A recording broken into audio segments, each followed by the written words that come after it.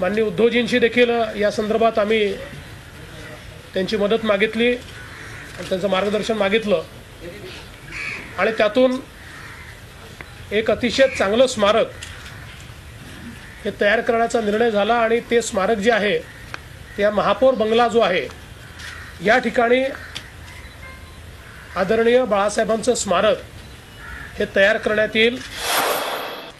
शिवसेना प्रमुख बाळासाहेब ठाकरे यांच्या तृतीय स्मृतिदिनी मुख्यमंत्री देवेंद्र फडणवीस यांनी केलेली ही घोषणा। मात्र आता शिवसेना प्रमुखांचा जन्मदिन जवळ आला तरी सरकारकडून स्मारकाबाबत कुठलीही हालचाल होताना दिसत नाहीये। घोषणा होऊन आता जवळपास 2 महिने पूर्ण झाले आहेत, मात्र बाळासाहेबांचं स्मारक उभारण्यासंदर्भात कार्यवाही सुरू झालेली नाही। त्यामुळे साहजिकच शिवसैनिक अस्वस्थ आहेत। आता नेमकं कुठे अडलंय याची चिंता शिवसैनिकांना सतावते। त्यांनी थेट मुख्यमंत्र्यांना पत्र लिहिलंय। मुख्यमंत्र्यांनी ते पत्र महापालिका आयुक्तांकडे पुढील कार्यवाहीसाठी पाठवलंय। शासनाच्या नियमानुसार योग्य ती कार्यवाही करण्यात यावी असा शेरा त्यांनी मारलाय।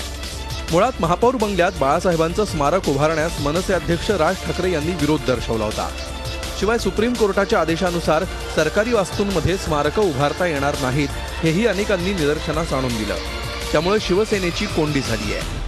या संदर्भात सुभाष देसाई यांच्याशी संपर्क साधला असता ते म्हणाले, बाळासाहेबांच्या स्मृती स्मारकासंदर्भात मुख्यमंत्र्यांशी नियमित पत्रव्यवहार आणि व्यक्तिशः बोलणं सुरू आहे। सर्वोच्च न्यायालयाचे निर्देश सरकारी वास्तूंबाबत आहेत, महापालिकेबाबत नाही।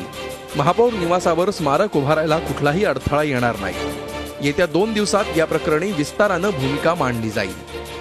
स्मारकाची घोषणा होऊन 2 महिने उलटले तरी केवळ कागदी घोडे नाचवण्याचं काम सरकार दरबारी सुरू आहे।